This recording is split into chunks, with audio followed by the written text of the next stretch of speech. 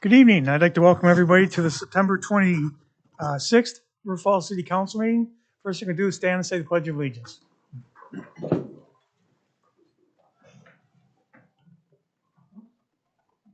Pledge allegiance to the flag of the United States of America and to the republic for which it stands, one nation, under God, indivisible, with liberty and justice for all.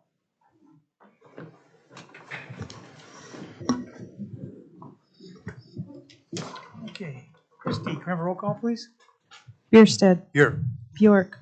Here. Carroll. Here. Downey. Here. Morset. Here. Miller. Here. Odine. Here. Okay, and then we'll move on to approval of the minutes from the September 12th meeting. I move approval. Second. Questions or comments on the minutes? All in favor? Aye. Opposed? Then we have approval of the bills with Mr. Carroll. Mr. Mayor and Council, I motion for approval of payment of bills, the amount of $2,600,599.41, subject to comptroller. Second. Okay, first, second on the bills. Any questions or comments? All in favor? Aye. Opposed? Okay, next move on to public comments. Public comments will be 2 minutes tonight, so if anybody's interested, come on up and sign in. Name, address, phone number. I brought my own timer tonight, so you don't need to interrupt me with 30 seconds left on the clock.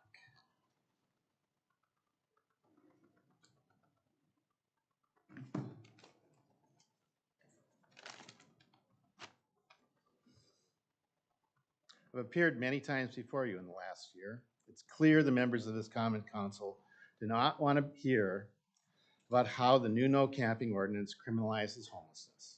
You don't want to hear about how your trusted advisors are less than completely truthful with you. You don't want to hear about the inhumane treatment of severely disabled homeless individuals by the city manager and the danger to the public that created. You don't want to hear about the lack of adequate resources to help homeless residents, or even the fact that River Falls has a fast-growing homeless problem. You clearly don't want to hear about the dozen people who may become homeless in the next month in River Falls. And it's very clear you don't want to hear about the hard evidence that exists to support all these claims, or your obligation to investigate those claims. So how about this? Let's ignore all of that and discuss solutions to what is creating more and more homelessness in River Falls. Solutions. Is anybody on the council interested in that? Anybody?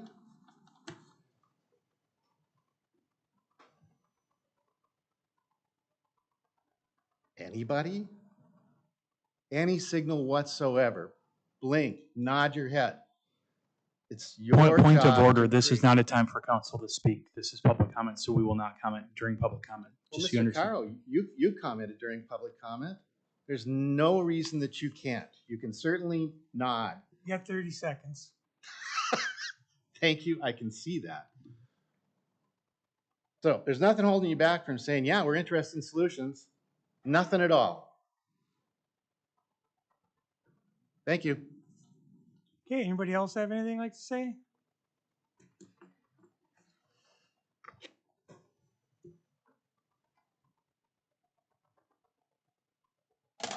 When does my time begin after I sign in? Oh, when you start talking. After you state, you can state your name and address, and then I'll start.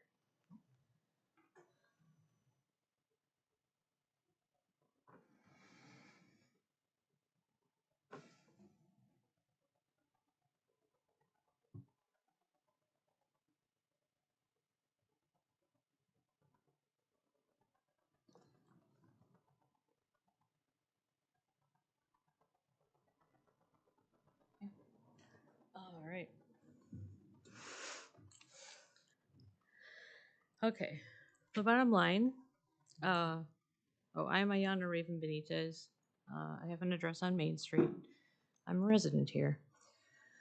The bottom line, the one thing being asked of the City of River Falls and their partner organizations this whole time that we've been here, that I know about, was to stop interfering with us and stop causing us harm.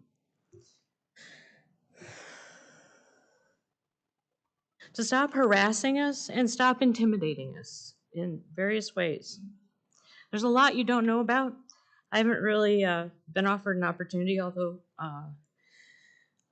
Jason Stroud had mentioned something about that at one point. Just no follow-up, no opportunity, even though, we have been asking, but 2 minutes isn't enough to really explain these things. I just want to say that Cindy Danke drove us out of Hoffman Park, as we saw she did to others too, the entire time we were there. We don't plan to return. I'm preparing a formal complaint to be filed regarding her conduct. But especially the last week we were there, she went way too far. I have evidence, and these are things that you probably don't know. They aren't going to look good. But it'll explain. There are compelling reasons at Hoffman Park not being a place for people to go who are targeted by city people. Last week, Scott Simpson got intimidating towards Dana, who drove us here because we thought it was a date to register to vote. Sorry for trying to do that. All these events are unprovoked. Our very existence here seems to cause it. So I just want to be clear. If you could just stop, that would be something. It's not asking much. Thank you. Thank you. Anybody else in the audience have anything they want to talk about? Okay. Can I say something? I just want to mention Tom Kaflish, who sat on the council for years. Me and the council and staff would like to express our deepest sympathies to his family. He passed away on September 19th. Tom served the city for many years. His service began as an attendant at the city's skating rink in 1961 and 62. He also mowed grass at Glen Park. From 91 to 94, Tom was the alderperson for District 1. From 2000 to 2008, he served on the Cable Communications Advisory Board and the Board of Review. And from 2002 to 2013, Tom served on the City Council as alderperson for District 1 or alderperson at large. He also served on several city committees during his time as the alderperson. And the council really appreciates Tom's service to the city, and he will be missed greatly. So, and Diane. Okay, Mr. Mayor, I have my own public comment this evening. And I would like to make a few comments about the kindnesses shown by some of the police officers who serve in River Falls that aren't generally known. About a month ago, a young man riding a bicycle was struck by a car. Officer McGinty stayed with him while he was being checked out at the hospital. Fortunately, his injuries were relatively minor, but his bike and his helmet were destroyed. Officer McGinty and his fellow officers chipped in and, at their own expense, brought that young man a new bike and helmet. Now, you may have seen that story on social media or in the paper, but there are lots of examples of kindnesses our police officers have shown that you don't hear about. At their own expense, River Falls officers have bought meals for people in need, given them cash, paid for gas or groceries or hotel rooms for people who needed one. Our officers have shoveled driveways and sidewalks for people who couldn't do it themselves. They've paid for car repairs and even offered to do car repairs for people who can't afford them. They've even paid for insurance so someone could get their vehicle registered. Now, the Bible tells us we should do good deeds in secret without seeking publicity. These officers have done so, and they take seriously their mission statement to protect with courage and serve with compassion. And I would like to thank those officers for representing the best of our community. Thank you. Thank you, Diane. Okay, next move on to the consent agenda. First one is a resolution approving the following minutes. Historic Preservation Commission, 9/13 and 7/12. Utility Advisory Board from 7/17. The West Central Wisconsin Biosolids Facility Commission, 7/20, 8/17, and 8/30. The Plan Commission from 7/6. The Library Board from 8/7. Next one is a preliminary resolution declaring intent to exercise special assessment police powers under section 66.0703 of the Wisconsin statutes for the benefit of the River Falls Business Improvement District. This resolution would authorize special assessments for the downtown bid board. Next is a resolution approving the Sterling Ponds Village final plat. The next one is a resolution approving option agreement and first right of refusal with Gary Moulter. Next one is a resolution recommending approval of Winter Street polling cable project. This resolution would award the County Road Double M Phase 1 cabling project to Kramer Service Group in the amount of $69,245. Next one is a resolution recommending approval to purchase generator for the wastewater treatment facility. And this would approve the purchase of a new generator from Walter Incorporated for $217,584 to replace the aging generator for the wastewater plant. Next one is a resolution approving amendment to the housing development, or to the housing, excuse me, to the development agreement with River Falls Holdings LLC. The last one is a resolution authorizing urban forestry grant.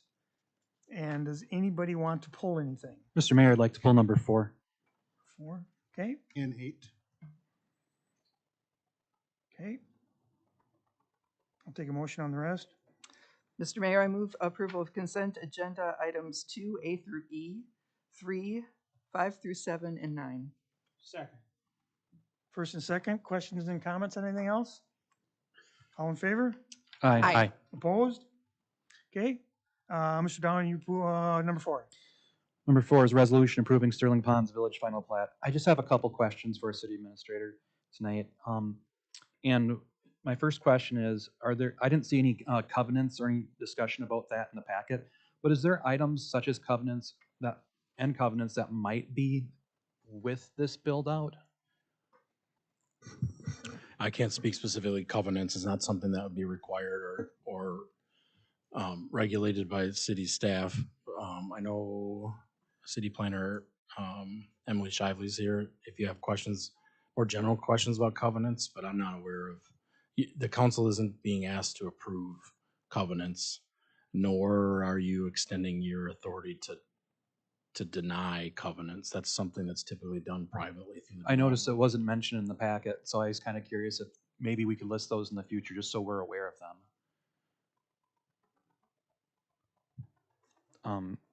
I guess my other question, and I'll ask that later with the rest of the city staff, as far as road planning goes, is there any other or further discussion, or is this the final on the road planning there, as far as in and out goes? Yeah, I mean, I hesitate to say final.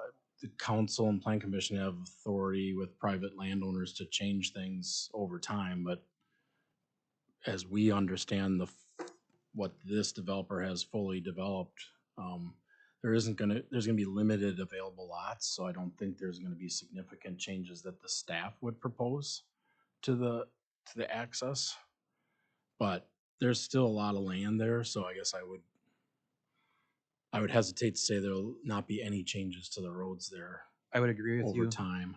The reason I mention this is I noticed that sometimes people think that the city has the power to go back and change things later on, and what they don't realize is how difficult it is to get the funding later on to do that. That's why I'm asking tonight. So thank you, Mr. Simpson. With that, Sean, before you go, I made a mistake. I said 8. I wanted to pull 4 as well, and I have a question on 4 as well. So before you pass that on to approve, I'd like to ask a question on this. Well, let him he can make the motion, and then I'll ask for questions. Okay, Okay. fair enough. Yep, Mr. Mayor, I move for approval of consent agenda item number 4. Second. okay, go ahead. My question on that too is much like what Sean was talking about, is the in and outs in there. And I noticed the sidewalks are only to the north side, and that there's an alleyway, the Hughesby Way, that goes down the middle. So kids on bicycles or kids walking in and out of that neighborhood, in a sense, have to walk down that alleyway. And I was just wondering if Mr. Hughesby or of that organization, if they're going to put in like a sidewalk between units 6 and 7 to get it so the kids aren't going all the way up and down that alleyway. So I think I can help with that. So I would make note of the multi-purpose path that runs with the sidewalk. Then you have a path all the way around all of the homes there. Yep, all the way So, around. so are you asking for some kind of mid-block Yep. cut through? Yep. Yeah, I don't know that staff anticipated that. I believe there's a representative of the developer. Mr. Eve is here. Matt, did you want to try to answer what your thoughts would be about that? Yeah, Matt, I don't know if you understand what I'm asking. I think I understand what you're asking. Sure, Matt Heeb with ACA and Hudson. here representing Jeff Hughesby. So we don't have one planned right now. I can talk to Jeff Hughesby. He was out of town, I believe, tonight, so couldn't make it. We worked with staff, added quite a bit of trail, quite a bit of sidewalk already. The sidewalk was already planned, but we had the trail behind it. So I can surely bring that up. All the units on the, what I would call mostly the north side, since north isn't quite orientated straight up and down according to the drawing, have sidewalks out to the front as well. I don't know if you noticed that. Yeah, I did. Yep. Yeah, and I can bring the concern up and see what his thoughts are. Okay. Yeah, I was just thinking between unit 6 and 7, it might be a great place to have a sidewalk go out there to meet up with the sidewalk. And So we do have kids aren't- space to do that, so I'll bring that up and see what his thoughts are. All right, real good. Tell Thank Jeff you. that Jeff asked.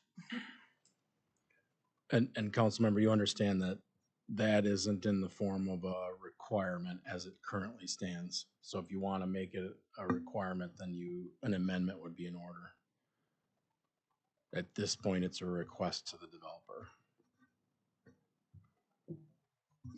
I'd like to just keep it as a request. I don't think it should be a requirement, but I think after Mr. Hughesby takes a look and you have a chance to talk, I have a feeling you guys will look and say, yeah, we can put in a 4-foot, 6-foot sidewalk in there and it'll be safer for the kids. So I'm not worried about it.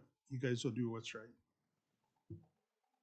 So I'm not looking to amend. Okay. Anybody else have any questions on this? Okay, first and the second on 4. All in favor? Aye. Opposed? Okay, then I need a motion on number 8. I'll make a motion to accept number 8, and my apologies for pulling it. Second. First and second on 8. Any questions or comments? All in favor? Aye. Opposed? Okay.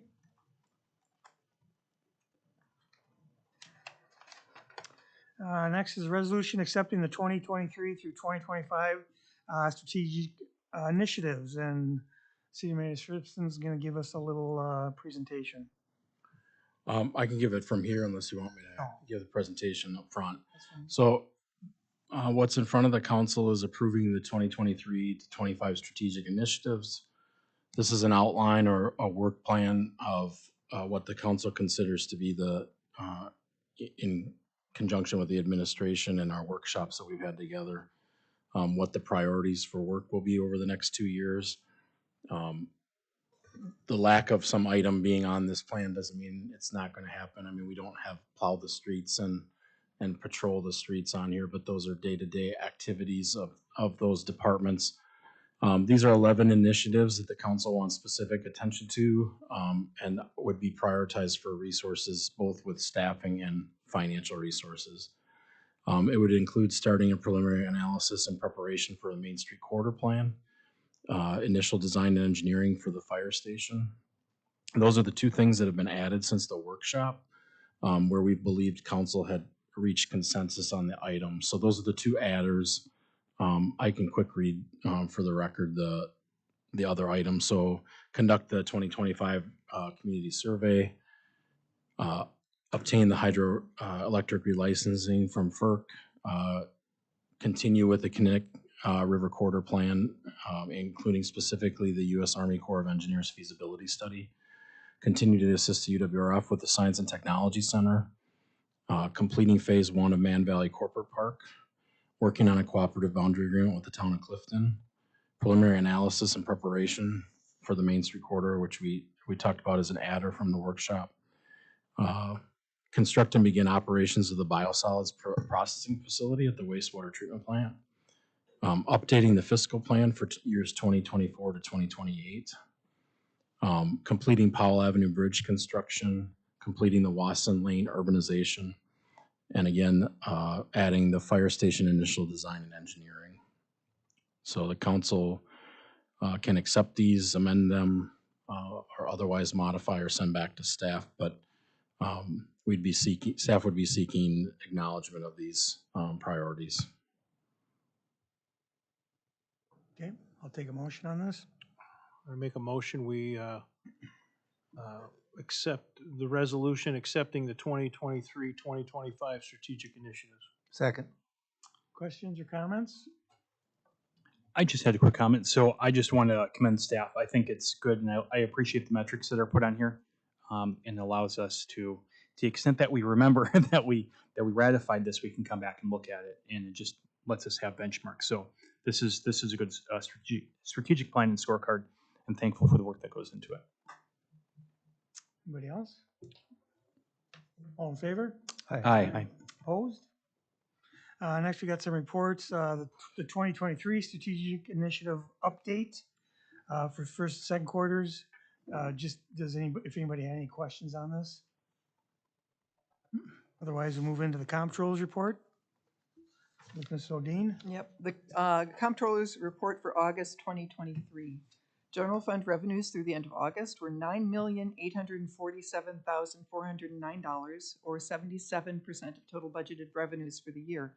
Revenues in August include $2,629,334 for property tax revenue, $89,756 for interest on deposits, $60,958 for payments in lieu of tax for the housing authority portion, and $60,910 for building permits. Expenditures through the end of August were $8,078,535,000, or 63% of total budget expenditures for the year. So, as of August 30th, 2023, net revenues over expenditures were $1,768,874. Thank you.